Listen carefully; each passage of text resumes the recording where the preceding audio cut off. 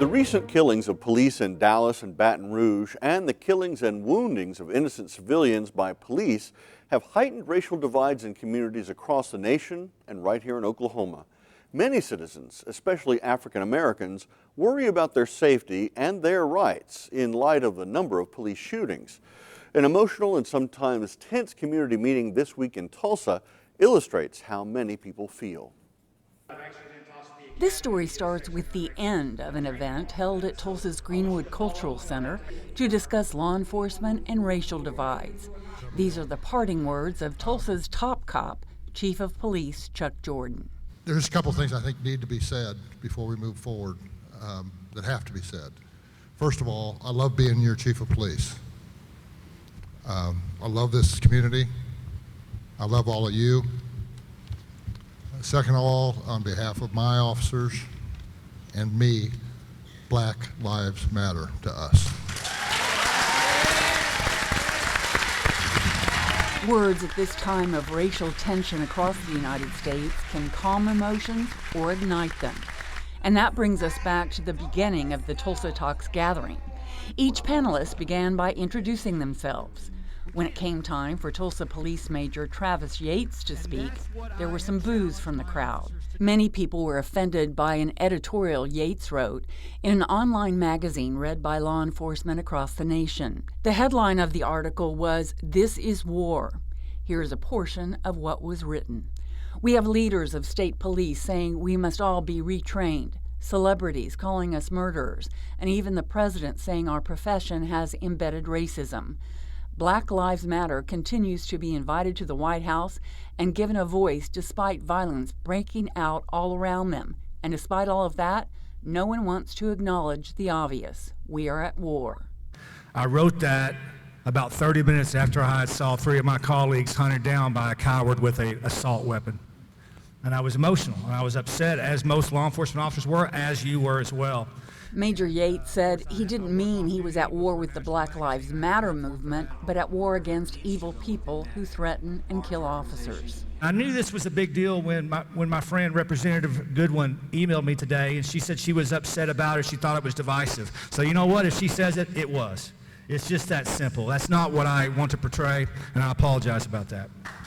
Later, Yates would offer meaningful words that drew praise from the audience. That we do use deadly force at a higher percentage against African Americans and whites. That's not anything that's a secret. That's been well documented.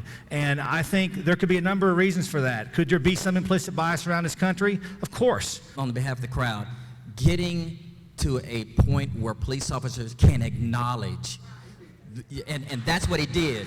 We acknowledge that there is an issue, and that begins the conversation for more. So I applaud you for saying, yes, there are incidents where that happens, and we love to see it. Yeah, there's no question about it. And until we recruit from the robot world, right, we're going to be human, and we're going to make mistakes. We're going to bring biases and racism to every profession. The problem is when it's in law enforcement, it's a serious, serious issue for the community. And we've got to do everything we can to keep that from happening. Questions and requests to the panelists sparked dialogue about action items that could be accomplished to improve race relations in Tulsa.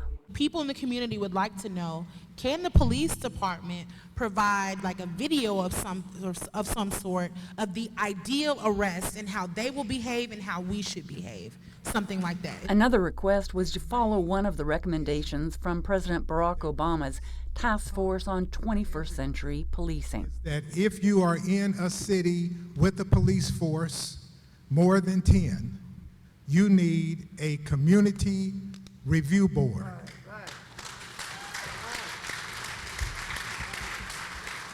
There was no ifs, ands, and buts about it. It has to have subpoena power, and it has to have staff.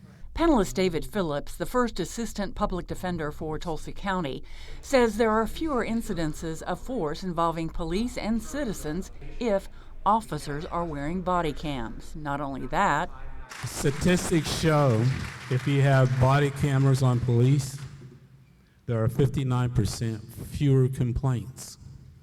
Statistics show that if you have body cameras on police, that the people themselves, the citizens themselves, because they know they're on camera, act better. Chief Jordan says the department looks forward to the day when officers do have body cams. Our officers embrace it. We've got some cities where the officers are being very resistive, and I think our officers see the value of it. The reason they don't have them now? Buying cameras is easy. How you transmit the information and store it is not easy. The department has a $600,000 federal grant for body cams, but Jordan says that's not enough. And the back end of body cameras is hugely expensive. The storage, that's what's going to cost us. But we're looking at, we hope to have something, we'd like to have something in place by October of 17. Something that doesn't cost money to improve race relations is to keep talking. Another community meeting is planned for next month. Another no-cost measure is to be mindful of Tulsa's past and the roots of racism. We have a very tragic history in Tulsa that certainly plays a part in all this. It's kind of the elephant in the room to a certain degree in many discussions, and I never let that stray very far from my mind of what our community went through, both sides.